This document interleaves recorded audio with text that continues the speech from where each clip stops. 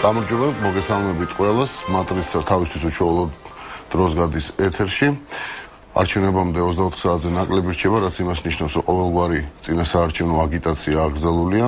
აკრძალულია ასევე მიმდინარე პოლიტიკური რეიტინგების გამოქვეყნება და საერთოდ პრაქტიკულად ყველაფერი აკრძალულია, გარდა ძალიან მშვიდი და წყნარი ანალიზისა იმისა, თუ რა ხდება ქვეყანაში. ამიტომ მატრიცაში დღეს ჩვენს ეს ნეიტრალურად ვისაუბრებთ. მატრიცის პირველი სტუმარი პოლიტიკურ მეცნიერებათა სპეციალისტი, თბილისის სახელმწიფო უნივერსიტეტის ასოცირებული პროფესორი კორნელი კაკაჩია იქნება.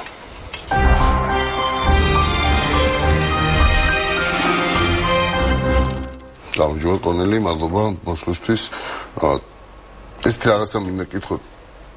თქვენს ბოლო რაღაც ნაშრომებს ვადევნებდით, თვალს და განსაკუთრებული ყურადღება გქონდათ ელექტრონულ მედიაზე, სოციალურ ქსელებზე, ეს საკითხი გაინტერესებათ მნიშვნელოვნად და პრინციპში შეიძლება ითქვას, რომ ამ არჩევნებში გარკვეული როლი ზუსტად სოციალურმა მედიამ შეასრულა და არც თუ ისე უმნიშვნელო. თუნდაც ბოლოს გამოქვეყნებული კომპრომატები ისინიც საზოგადოებისთვის პირველ რიგში ცნობილი ზუსტად სოციალური ქსელებით გახდა. ანუ თითქოს რაღაც თანამედროვე ტექნოლოგიების შემოვიდა ჩვენ საარჩევნო პერიპეტიებში, თუმცა თვითონ არჩევნები რამდენად შეიძლება ჩაითვალოს თანამედროვე სტანდარტებით მიმდინარე პროცესად საქართველოში.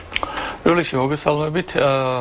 დაგეთანხმებით ალბათ, რომ სოციალური მედია მართლა იყიდებს ფეხს განსაკუთრებით ალტერნატიული მედია საქართველოში და ამისი მაგალითი ჩვენ გვაქვს თუნდაც ამ არჩევნებზე. ჩვენი კვლევის ძირითადი მიზანი იყო, რომ უფრო დავაკონკრეტო გაგვერკვია თუ რა როლს თამაშობს სოციალური მედია ქართულ პარტიულ პოლიტიკაში. აქედან გამომდინარე ჩვენ გავაკეთეთ, ესე იგი ავიღეთ 10 პოლიტიკური პარტია საქართველოში მოქმედი, რომელიც მონაწილეობას ღებულობს არჩევნებში და ვცდილობდით თუ დავკვირვებოდით თუ რამდენად იყენებენ ეს პოლიტიკური პარტიები თქვათ სოციალურ მედიას და რამდენად ახერხებენ ისინი თქვათ თავიანთი მომხრეებთან მიტანას თქვათ თავიანთი სათქმელს და რამდენად ახერხებენ მათ მობილიზებას სოციალური ქსელების მეშვეობით.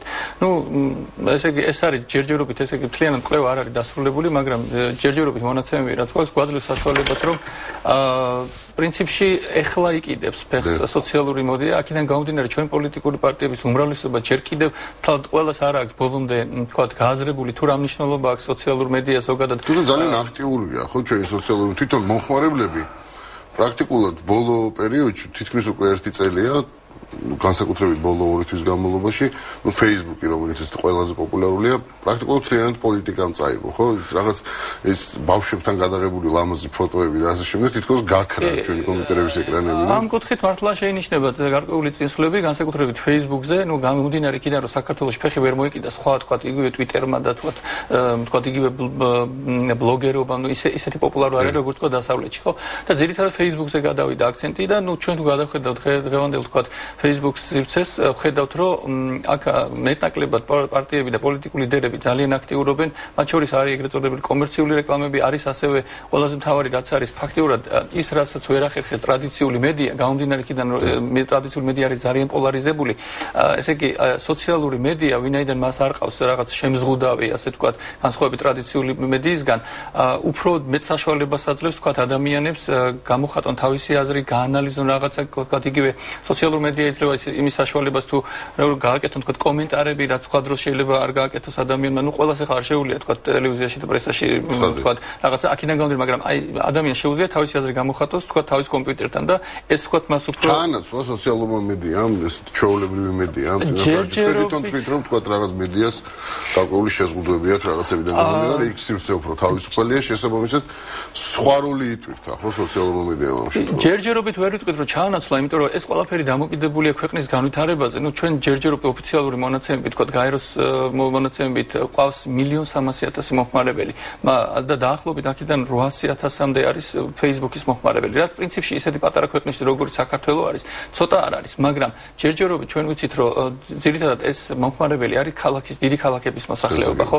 და ანუ მთლიანად წვდომა არ არის, თქვათ, იგივე რეგიონებში, სოფლებში და აქედან გამომდინარე, იგივე თუნდაც პოლიტიკური პარტიებისთვის, რომ მათ გაზარდონ აქტიურობა, ჯერჯერობით ვერ ცვლის ეს ტრადიციულ მედიას და ან თქვათ იგივე შეხვედრებს თქვათ რომელსაც რეგიონებში ჩაატარებს თქვათ პოლიტიკური პარტია გამომდინარე იქიდან რომ ამ ხალხს არ აქვს წვდომა ინტერნეტთან მაგრამ როგორც კი შეიცვლება ეს სიტუაცია რა თქმა უნდა სოციალური მედია უკვე სერიოზულ წინააღმდეგობას თქვათ სერიოზულ კონკურენციას გაუწევს ტრადიციულ მედიას უბრალოდ არის რამდენიმე მომენტი რომელიც ასე თქვათ ცოტა იყოს ჭრილს აყენებს თქვათ სოციალურ ქსელებს ინგაგებით რომ თქვათ ტრადიციულ მედიას გააჩნია ერთი უპირატესობა რომ მას შეუძლია თქვათ ფაქტი რომელიც შეიძლება სოციალურ თქვათ ქსელში გავრცელდეს ხანდახან არ არის იმის საშუალება დროც არ არის იმდენად სწრაფად ვრცელდება სოციალურ ქსელებში რომ გადაამოწმა თქვათ როგორც BBC ან თქვათ CNN-ი აკეთებს მინიმუმ 3 წყარო უნდა ადასტურებდეს იგივე ფაქტს ხო ამის საშუალება ხშირად სოციალურ ქსელებში არ არის ამ კუთხით თქვათ გამომდინარე იქიდან სოციალურ ქსელებში არ ყავს რედაქტორები ხო თქვათ რომელიღაც გადაცემა რომელში ამოწმა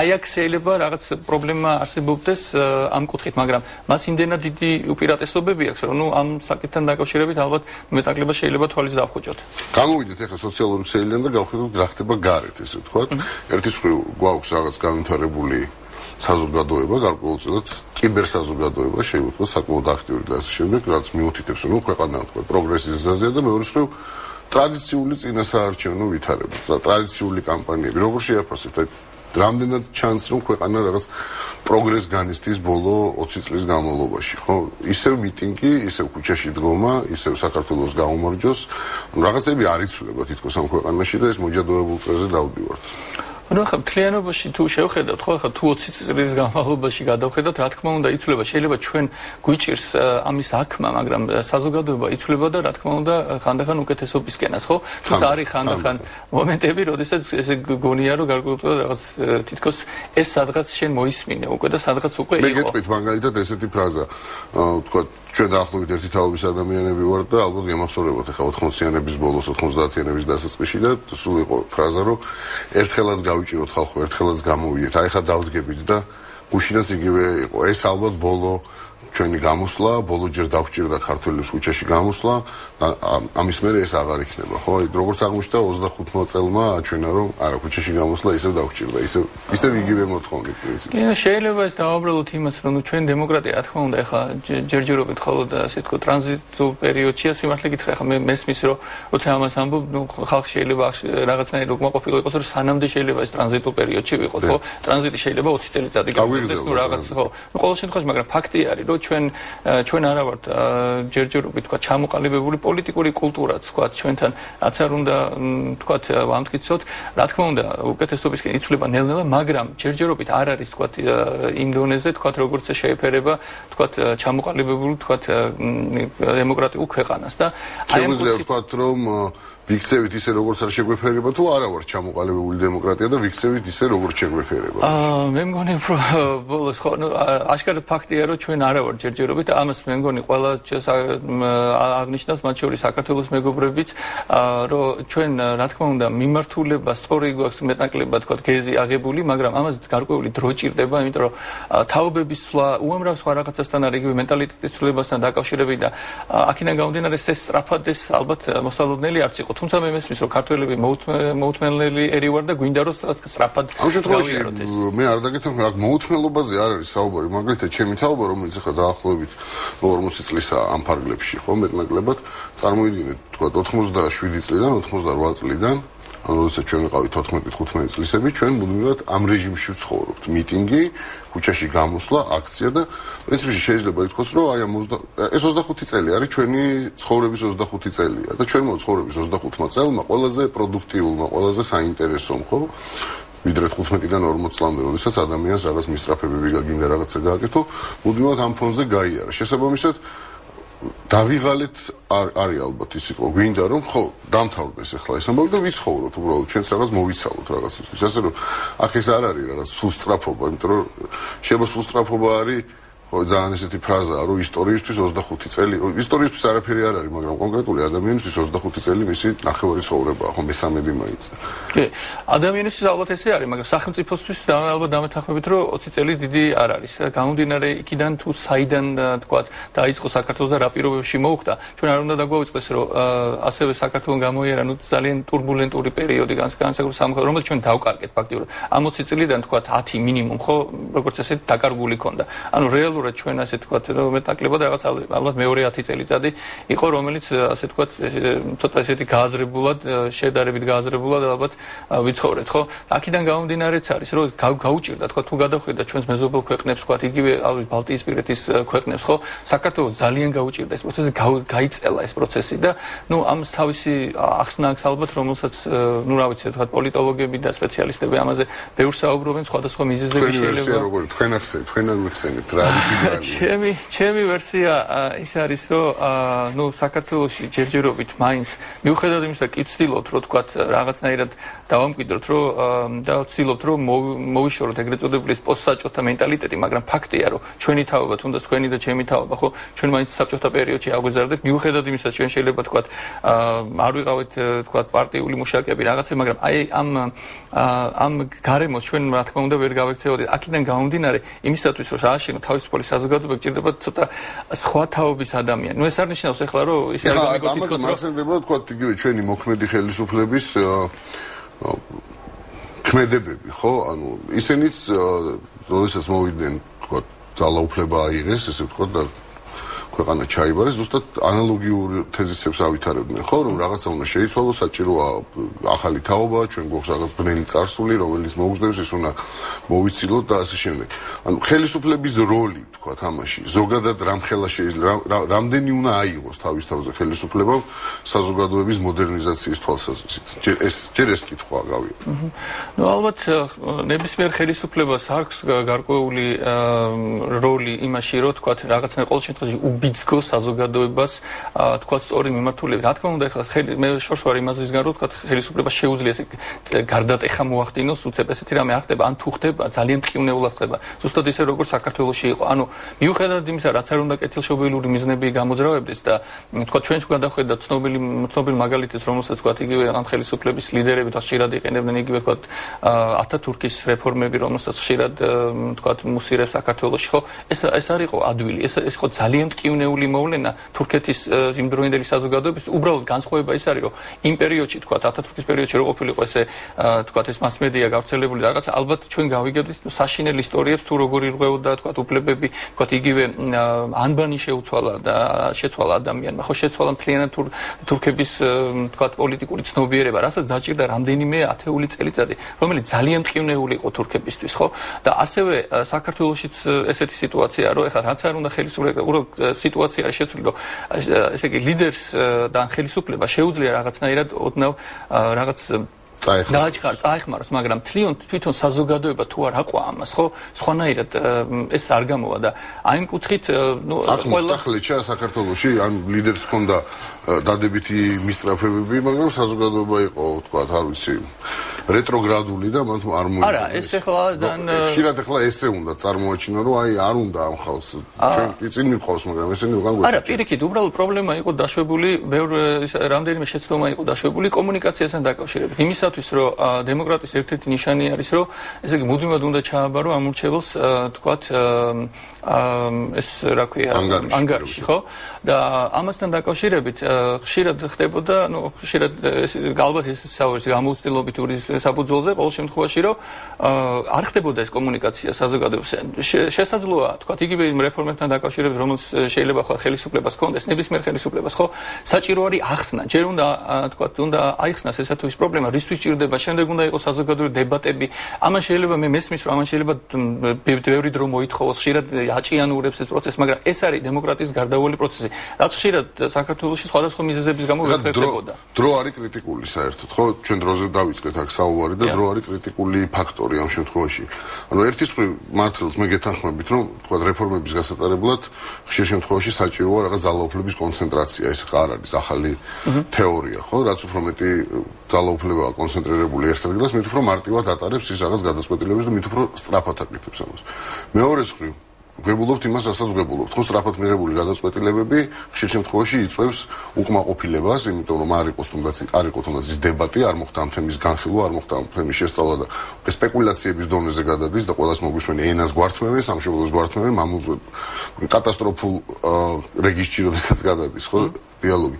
და მე იწყება, თქვა რაღაც ის არ მიღება, იწყება აქციები, იწყება რაღაც პერმანენტული დაუმორჩილებლობის აქციები, ხო, რაღაც ის პროცესი და ისევ დროზე მიდის. რომელ შემთხვევაში მე დროს ვკარგავთ, ამის თქვა დაწვევის საშუალება არსებობს. მე მაინც გონია რომ თანამონაწილეობის კულტურა არის ყველაზე მნიშვნელოვანი და აი რაც არ უნდა დრო ჭირდებოდეს, ხო, მე მესმის რომ ხანდახან თქვა პოლიტიკურ ლიდერებს აქვთ რაღაც მისწრაფება, რომ გამომდინარე იქიდან რომ რაღაც შედეგი დაიდოს, თქვა კონკრეტულ რაღაც დარგში, თქვა რეფორმასთან დაკავშირებით, მათ აინტერესებთ რომ რაც შეიძლება სწრაფად გააკეთონ ეს, მაგრამ დამირწმუნეთ რა საქართველოს არის მაგალითად და ბევრი სხვა ქვეყანას, როდესაც თუ ეს სწორად არ არის ახსნილი მიზანი, შენ შეიძლება მართლა კეთილშობილი მიზნები კონდეს, მართლა მეტნაკლებად შეიძლება გააფორმოს ეს გაამართლოს კიდეც თქვა ამ რეფორმა, მაგრამ ხალხმა შეიძლება ეს ვერ გაიგოს. ისევე როგორც თქვა სხვა მაგალითი ავიღოთ, თქვა ჩვენ შეიძლება თქვა ავიღოთ რა ვიცი რა ყველაზე პროგრესული კონსტიტუცია და მოვარგოთ რომელიმე თქვა აფრიკულ სახელმწიფოს, ხო?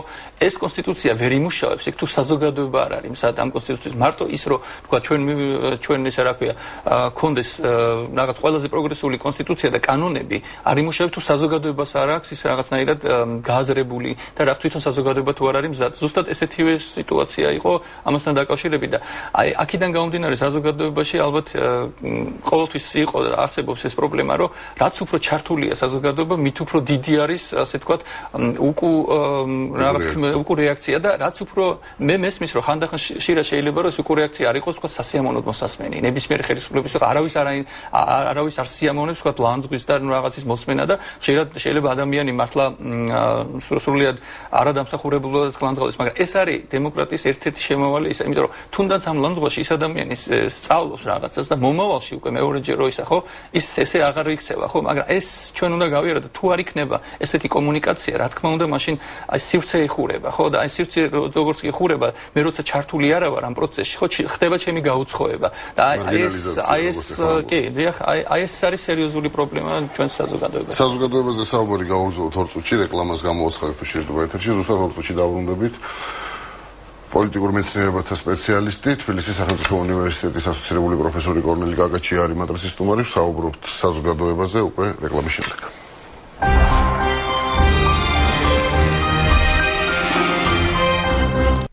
დავრუნდით პირდაპირ ეთერში კორნელი გაგაჩია თბილისის სახელმწიფო უნივერსიტეტის ასოცირებული პროფესორი და პოლიტიკურ მეცნიერებათა სპეციალისტი არის მატრიცის სტუმარი, საუბრობთ არჩევნებზე და მივედით საზოგადოებამდე. ჩვენ საუბრობთ ხელისუფლებაზე, იმაზე, რომ ხელისუფლებას არ ქონდა საკმარისი კომუნიკაცია საზოგადოებასთან და რამაც გამოიწვია გარკვეული პრობლემები. მაგრამ თვითონ საზოგადოების საკითხი სულ მუდმივად ისმის ამ თემაზე ზოგი ამბობს ჩვენ ვართ მოუწიფებელი საზოგადოება, ჯერ და ჩვენ გვჭირდება მართვა, ზოგი ამბობს როგორიც ვართ ისეთი ვართ და თავი დაგვანებით. შუაშია ჭეშმარიტება ამ შემთხვევაში და მართლაც ისეა, როგორებიც ვართ, ისეთები ვართ და ისე უნდა ვიცხოვროთ შესაბამისად. ნუ ეხლა პრობლემა რა შეიყო, რომ საზოგადოებას ჩვენ შეგვიძლია ეხლა გარკვეულწილად განსაკუთრებით ნუ ბოლო წლის განმავლობაში შეგვიძლია ნაწილობრივ დავადანაშაულოთ კიდეც რომ არააქტიური იყო გარკვეულ პერიოდებში. ეს გამოწვეულია თვითონ იქიდან გამომდინარე თუ როგორი პოლიტიკური პროცესები ვითარდებოდა საქართველოში. ავიღოთ თქვათ ის არჩევნები, რომლებშიც თქვათ განსაკუთრებით საპრეზიდენტო არჩევნები. ხო ჩვენ ჯერ არ ქონია ნუ თუ ჩავთვლით მეტნაკლებად ალბათ 2008 წლის არჩევნებს, დანარჩენი ყველა არჩევნები საპრეზიდენტო იყო წინასწარ განსაზღვრული. ანუ ჩვენ ვიცოდით რომ ყველა კანდიდატმა მეტნაკლებად პრეზიდენტობის დააგროვა 86-92-ზე მეტი. ანუ აქედან გამომდინარე ეს ნიშნავდა რომ საზოგადოების ნდობა კონკრეტულად ამ თუ იმ ლიდერის მიმართ იყო ძალიან დიდი. რაც რა თქმა უნდა პრობლემა იყო იმ კუთხით რომ საზოგადოება რა თქმა უნდა შეიძლება ენდოს ლიდერს, მაგრამ მას ასევე აქვს ფუნქცია რომ აკონტროლოს. და ამ პერიოდში სანამ თქვათ ეს ლიდერები მოდიოდნენ, ხო, აი საზოგადოება რაღაცნაირად თითქოს აი ეს ნდობის მომენტი ხო ძალიან მაღალი იყო და ძალიან გვიან ერთვებოდა აი ამ კონტროლის ფუნქციაში. და სწორედ ამიტომაც ქონდა მე საბოლოოდ ვამთავრებთ იმით რომ ფრუსტრაცია ქონდა რომ აი შემდეგ ამ ლიდერმა არ გაამართლა, აი ახლა შემდეგ ეს ალბათ ესეც ჩვეულებრივია ხო განვითარების იმ ეტაპზე სადაც ჩვენ. ეს პოლიტიკური კულტურის ერთ-ერთი შემადგენელი ნაწილია. ნელ-ნელა ისე როგორც თქვათ სხვა რაღაცა საზოგადოება სწავლობს ამას, რომ ნელ-ნელა ხდება რომ აი გვინდება როგორც იტყვიან და რა თქმა უნდა ნუ თანდათან ახლა ჩვენ თუ გადავხედავთ იმ სიტუაციას სოიდა გვა ხო საზოგადოების აქტიურობაში, ანუ გვაქვს როდესაც ხო ხდება ის რაც ხდებოდა გუშინ თქვათ, ან ხდებოდა 7 ნოემბერს, ან 26 მაისს, ან თქვათ გნებავთ 23 ნოემბერს 2003 წლის, ხო, როდესაც ხალხი მასობრივად გამოდის, მე რაღაც მოდის ქვევითკენ, ან ალბათ ესეც რაღაც ისეთია, საზოგადოება რაღაც სტილით შეიძლება ადამიანსაც გავს, ხო? ანუ ემოციებმა ამოხეთქა და მე გჭირდება რაღაც დასვენება, უნდა დაცხრე და მე თავიდან იწყებ გაბრაზებას თუ აღშფოთებას თუ სიხარულს ნებოთ. და ისე რაღაც ეს სინუსოიდაზე დადის, ხო ჩვენი? ესეც არის და აქ საზოგადოების გარდა, კონკრეტულად თქვა ჩვეულებრივი ამჩევლის გარდა ძალიან დიდი როლი აკისრია სამოქალაქო საზოგადოებას, ხო? სამოქალაქო საზოგადოებას რომელიც არ გვაქვს თუ გვაქვს? პრინციპში გვაქვს და ქონდა კიდეს თქვა იგივე თქვა შევარდნაძის პერიოდში, ხო, ყველა დასავლელი ექსპერტი აღნიშნავს, რომ ძალიან განვითარებული იყო სამოქალაქო საზოგადოება, მაგრამ მოხდა ის, რაც მოხდა. რეალურად რა მოხდა, რომ ამ რევოლუციის შემდეგ, ვარდების რევოლუციის შემდეგ სამოქალაქო საზოგადოების ნაწილი წავიდა ხელისუფლებაში. ამამ რა თქმა უნდა დაასუსტა, ძალიან დააკნინა სამოქალაქო საზოგადოება. ეხლა ჩვენ რო თქვა ზოგადად, ხო, დღესაც ყავს ალბათ, რა ვიცი, ასობით სამოქალაქო თქვა ორგანიზაცია, რომელიც მეტნაკლებად აქტიური, მაგრამ თუ გადავხედათ რეალურად, ხო, არის ალბათ 4-5 ორგანიზაცია, რომელიც მართლა ასრულებს იმ მოვალეობას, ეგრეთ წოდებული watchdog-ის მოვალეობას, რაც უნდა შეასრულოს. დანარჩენი თლიანობაში ორგანიზაციები, მეტნაკლებად ვერ ასრულებენ იმ ფუნქციას, რაც ის ამანაც გამოიწვია, თქვა, ეხლა მარტო ხელისუფლებას რო დააბრალოს, არ იქნება სწორი. ჩვენ თვითონაც უნდა გვიაქტიურა და თქვა აი იმ კუთხით იყო.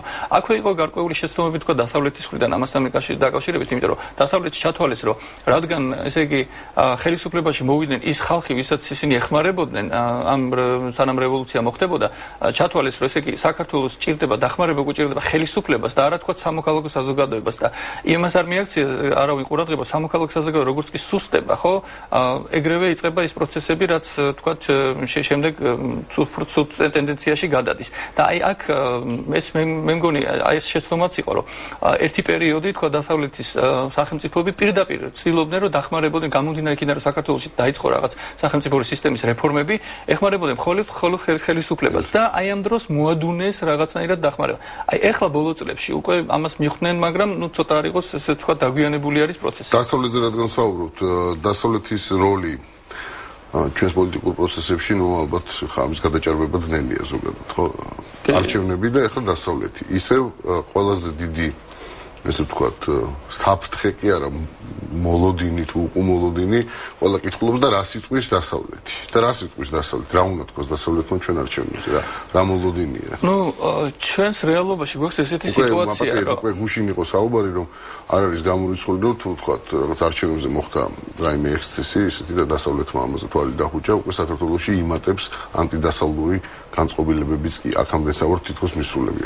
ამის შეფასება რთული. ჩვენი რეალობა ესეთი არის, რომ გამომდინარე იქიდან კიდევ ამ პოლიტიკურ კულტურასთან დაკავშირებით, ესე იგი, პრინციპში მე პირადად მიმაჩნია, რომ საქართველოს პოლიტიკური ბედი უნდა გადაწყვეტოს ქართულმა ხალხმა და მე მგონი სხვა აზრი ამაზე არ უნდა არსებობდეს, მაგრამ გამომდინარე იქიდან, რომ ჩვენ გვაქვს რაღაც პრობლემები, თქვა იგივე ურთიერთობასთან დაკავშირებით, ინსტიტუციებთან დაკავშირებით და სხვა ტიპის პრობლემები, ანუ ჩვენ არ ვარ ეთყობა ჯერჯერობით ორგანიზებული ისე, რომ თვით ორგანიზების დონე არ აქვს ისეთი, რომ ერთმანეთს ვენდოთ და ვენდოთ კონკრეტულ ინსტიტუტებს, ხო, სახელმწიფო ინსტიტუტებს. აქედან გამომდინარე საზოგადოების ნაწილი თulis, რომ ჩვენ გვჭირდება არბიტრი. და ვინ შეიძლება ახლა იყოს ეს არბიტრი?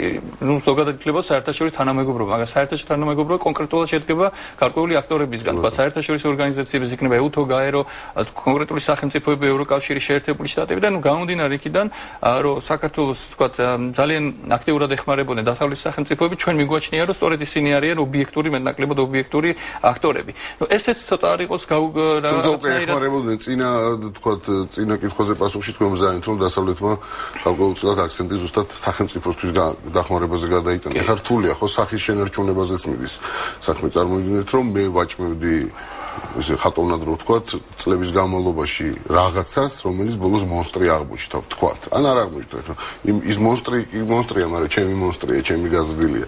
ხა მისი მოკლა ასე და თავის მოჭრა ძალიან რთული იქნება. ესე ვერ ვიტყოდი, რომ თლად ესეთი შეხედულება არ არის დასავლეთში, თქვათ იგივე საქართველოში მიმდინარე მოვლენებთან დაკავშირებით, უბრალოდ არსებობს იქაც პლურალიზმი არის, ხო? თქვათ ვიღაცას მოსწონს ის, რაც ხდება საქართველოში, ვიღაცას არ მოსწონს.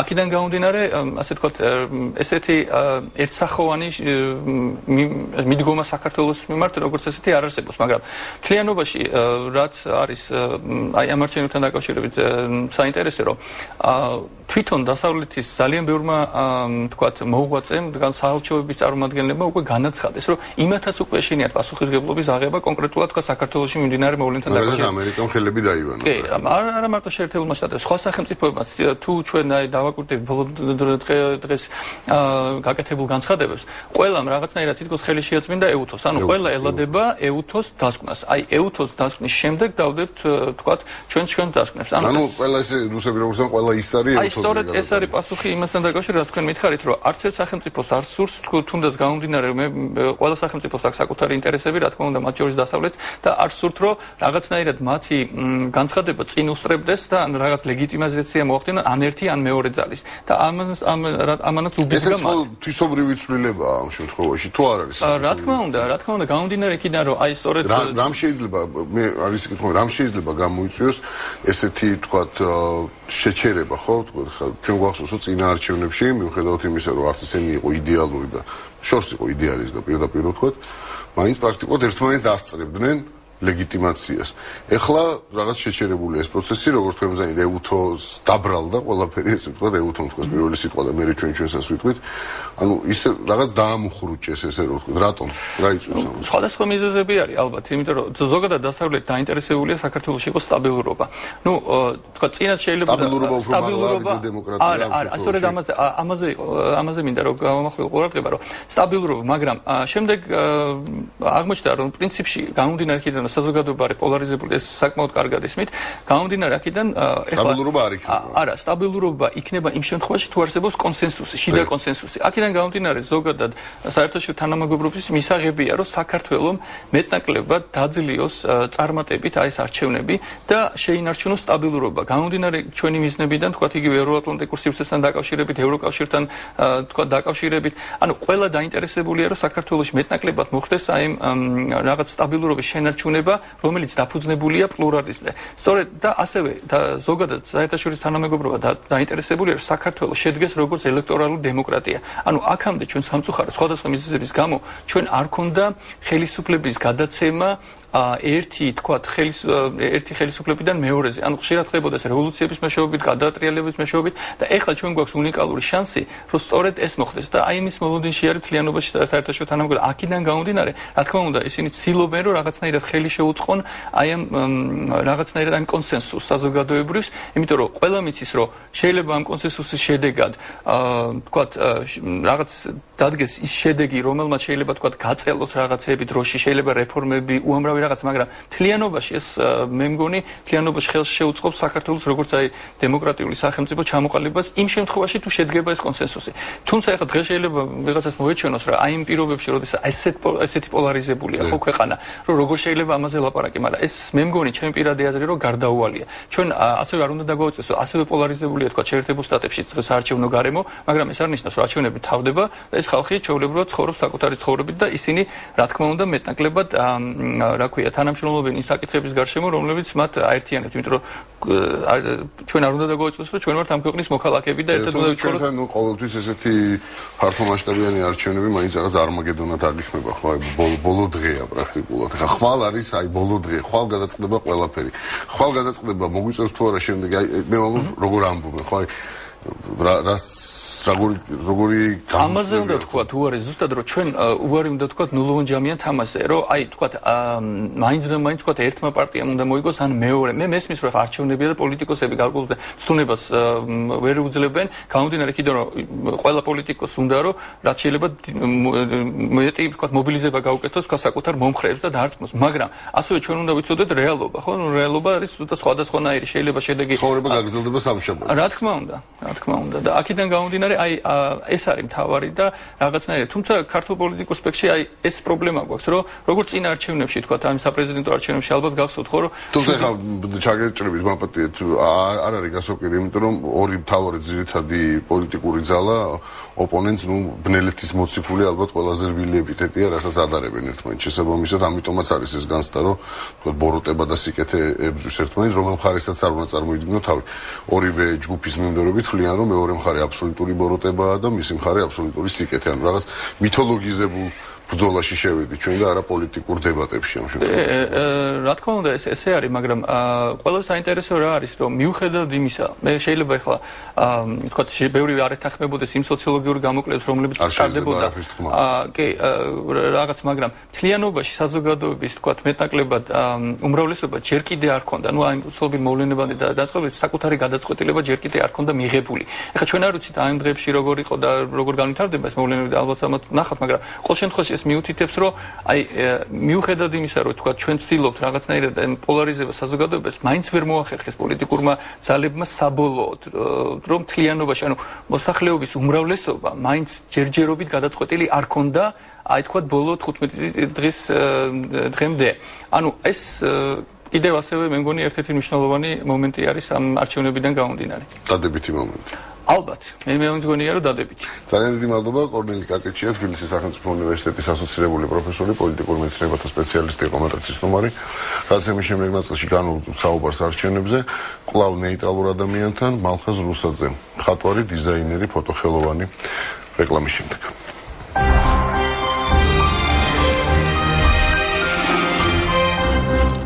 დავრუნდით პირდაპირ ეთერში, მატრიცის სტუმარია, მხატვარი, რეჟისორი, დიზაინერი, ფოტოხელოვანი მალხაზ რუსაძე. ჩვენ ვსაუბრობთ წინასაარჩევნო გარემოზე, ზოგადად არჩევნებზე, საზოგადოებაზე, პოლიტიკაზე, ხელისუფლებაზე. მალხაზ, მადლობა მოსვლისთვის. სულ სხვა ჭრილში მინდა გამეხილო ის მოვლენები, რომლებიც საქართველოში ხდება. ამ შემთხვევაში თქვენ არ ხართ პოლიტიკური ექსპერტი, ძნელია რაღაცები შეფასებით მოსმენა, თუმცა ის რაც ხდება, ვთქვათ, რაღაც გავს ცუდ დეტექტივს შეიძლება ითქვას. ხო, უფრო ქაოტიური დეტექტივის შტაბეჭდილებას ტოვებს, რაღაც სიურრეალისტური დეტექტივების არის ესეთი ედოგავა რამპოს მაგალითად შეიძლება მოიხსენიოთ, მაგრამ მსგავსი შეგრძნებები არსებობს. და პრინციპში წერონი ველაპარაკებოდი კორნელი კაკეჩიას და ჩვენთან არჩევნები, თქვათ, ეხლა არის რაღაც მითოლოგიზებული, მითოლოგიური სურათი მივიღეთ, ჩვენ მივიღეთ ბრძოლას სიკეთესა და ბოროტებას შორის, ხო, შავსა და თეთრ შორის. ორივე მხარის მომხრეები ესე ხედავენ ამას, რომ თუ თქვათ მოწინააღმდეგე მხარე გაიმარჯვებს, მაშინ ყველაფერი დამთავრდება. ეს არის ბოლო ბრძოლა არის საერთოდ. ხო, დემონიზაციის რაღაც ელემენტები არსებობს ამაში და რაც პრინციპში ზოგადად რამდენად ეს დაშვებულია წინასაარჩევნო პერიოდებში, ხოლმე ეს არ ამგონი, რომ პოზიტიურ ეფექტებს იძლეოდეს, მაგრამ ფაქტია, რომ ეს დემონიზაცია არსებობს, პლუს ახლა უკვე გაცვეთილი ფრაზა არის პოლარიზაციის ფონზე, რაც გვაქვს. ხო. მაგრამ ყველაფერი ალბათ დამოკიდებულია, ხვალე დაიწყება ყველაფრის ფილტრაცია, არ ვიცი თქვა, მაგრამ ფოკუსირება და დალაგება სიტუაციას. ხო, უნდა დალაგდეს. აი, მაშინ უკვე გამოჩნდება შავი და თეთრი, ასე ვთქვათ. რა იწევს ესეთი ტიპის რატომ ვერ აღვიქვათ ჩვენ ამას, როგორც ოდე ესე ტერმინს ვიტყვი, ეს არის ჩვეულებრივი თამაშია გარკვეულწილად, ხო? არსებობს რაღაცა ძალები, რომლებიც რაღაცას ინაწილებენ, რაღაცას ცდილობენ, მართალია ძალიან დიდი რამე დევს კონზე დევს თქვათ ქვეყნის განვითარება, კონზე დევს თქვათ თითოეული ჩვენთან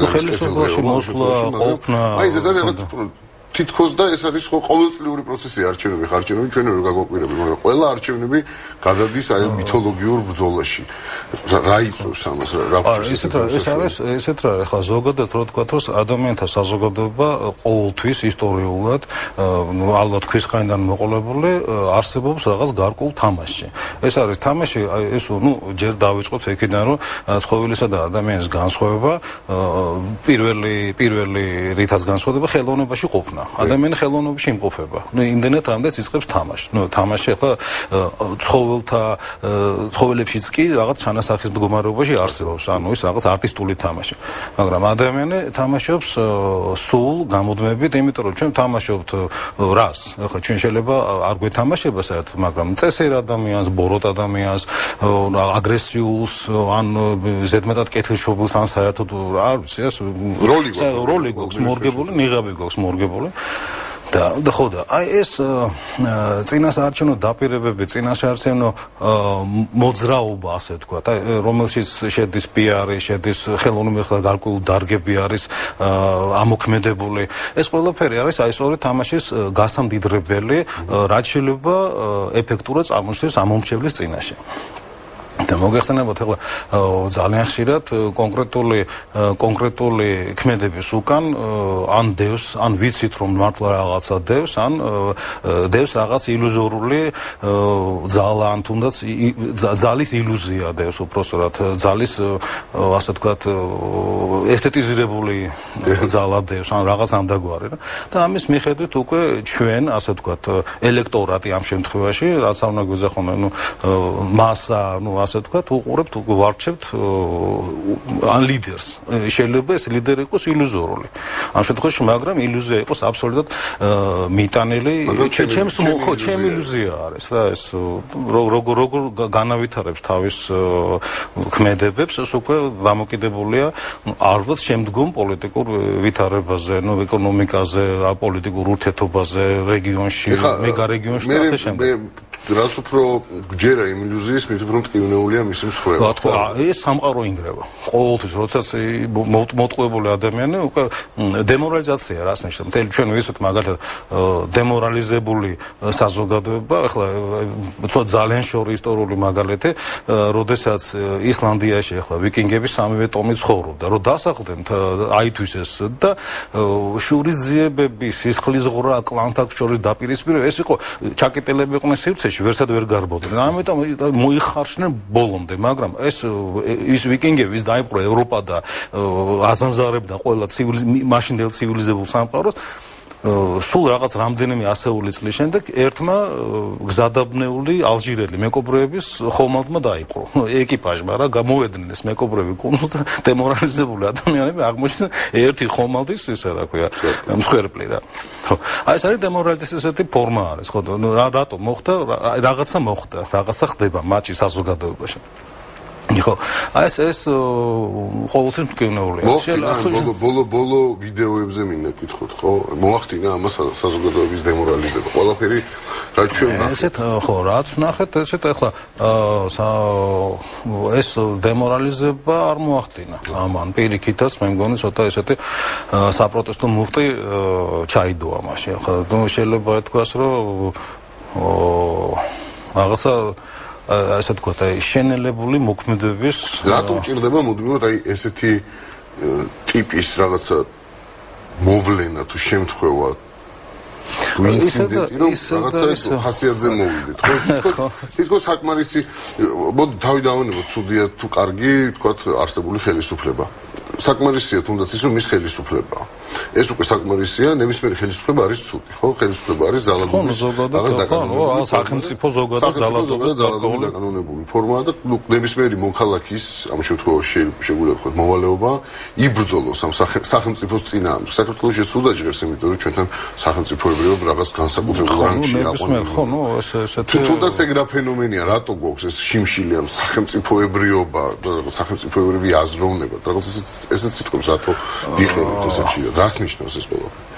ნუ ალბათ ის ნოსტალგია ჯერ ან თუნდაც ისე ილუზიაში ვცხოვრობთ რა ჩვენ გვინდა რომ ვიყოთ ძლიერი სახელმწიფოს ელემენტები არა ამას ჩვენ ვიქმნით და ჩვენ გვიქმნიან ამ ილუზიასთან პუშკინის ფრაზა არა ნუ меня обманывать не сложно я сам обманываться рад ხო რაღაც ესეთი ხო მაგრამ შემდეგ უკვე როდესაც უკვე დასტაბილურ და მეტნაკლებად სტაბილურ გარემოში ვარსებობთ არა რაღაც არის დენი წყალი ყველაფერი წესრიგშია და ვერ გებით შექმნილ სიტუაციას, მაგრამ აღმოჩნდა რომ ამ 60-ში უცებ 60-ში წყალებში ვიღაცა ჯოჯოხეთში არის და მე ამას მაყურებინებენ და არ არის გამორიცხული რომ ნუ საერთოდ არის ზოგადად შექმნილი სურათი ადამიანისთვის ადამიანის გენში არის ჩადებული ეს სწორედ ამით განსხვავებით ცხოველისაგან რომ ჩვენ გვაქვს თანაგზნობის უნარი გვაქვს და ყოველთვის გაქცეული ადამიანი გაქცეული ლტოლვილი ყოველთვის იმსახურებს თანაგზნობას მიუხედავად ამისა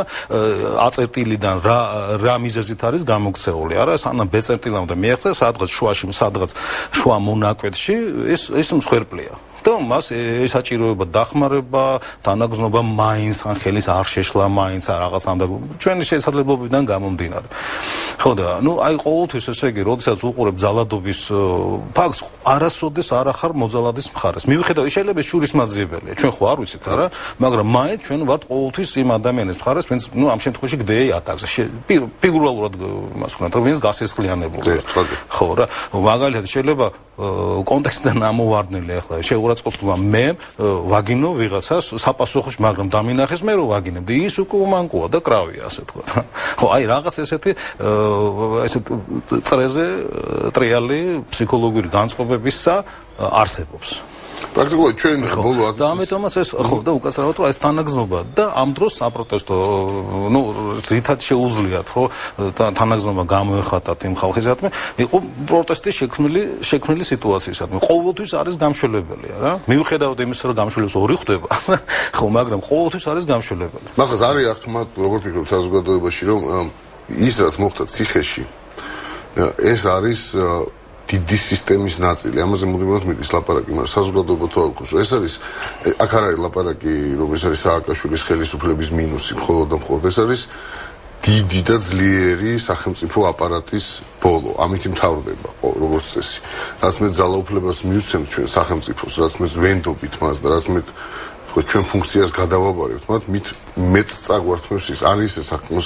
ჩვენ თუ ისევ ჩვენ ვფიქრობთ, რომ აი ხა მოვა ახალი ხელისუფლება ვინც ესე ფიქრობს თქვა და აი ახლა ესენი ყველაფერს გააკეთებენ. ისე მზად ვართ რომ ვიღაცებს ყველაფერი გადავაბაროთ და შემდეგ აღშფოთებას დაველოდოთ. ეცეთ ახლა შემდეგ აღშფოთება შეიძლება მომწიფდება თუ არა ეს ჯერ არ ვიცით რა ძნელია სათქმა. ჯერ ეს არჩევნები არ ჩაწერილი. ჯერ ახლა შემდეგ აღშფოთებისა საიდან წყარვა აღშფოთებისა რა იქნება არ ვიცით ელემენტარულად არა. ახლა ბუდისტური ბერის გაცვეთილი ეს არის არა. იქ ვნახოთ არა ასე უსასრულო შეიძლება ვნახოთ და ველოდოთ რა მაგრამ ესეთ რა ახლა ყოველ შემთხვევაში ფაქტი არის ერთი ჭეშმარიტება რა ეს ხელოვნებაში სერგეი სალავიოვმა თქვა რეჟისორმა და ასევე ტოლსტოიმ ახალი ყოველთვის კარგია აი ეს შეიძლება ეს თქვა ფორმულა აქვს რა ეს ზუსტად ხო გეუბნები ციტატის წარმომავლობა მაპატიეთ რომ ცოტა რიცობას ვამსკვნებ მაგრამ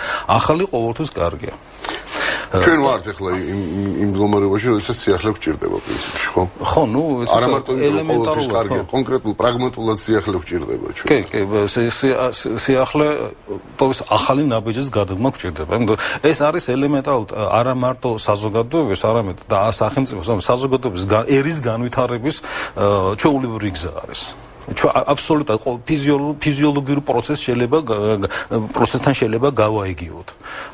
ადამიანი ერთ ადგილას არ უნდა იგებს. ან წრეზეც არ უნდა ბრუნავდეს. არა წრეზე ბრუნა, ანუ ერთ ადგილზე დგომა უკან დახევას ნიშნავს, იმიტომ რომ სამყარო ყოველთვის სადღაც კონკრეტული მიმართულებით მოძრაობს, ერთ ადგილზე უკან ნიშნავს უკან დაბრუნებას და თუ არ დაეწია მას ჩამორჩენილი ხარ. პრაქტიკულად შეიძლება განადგურდეს.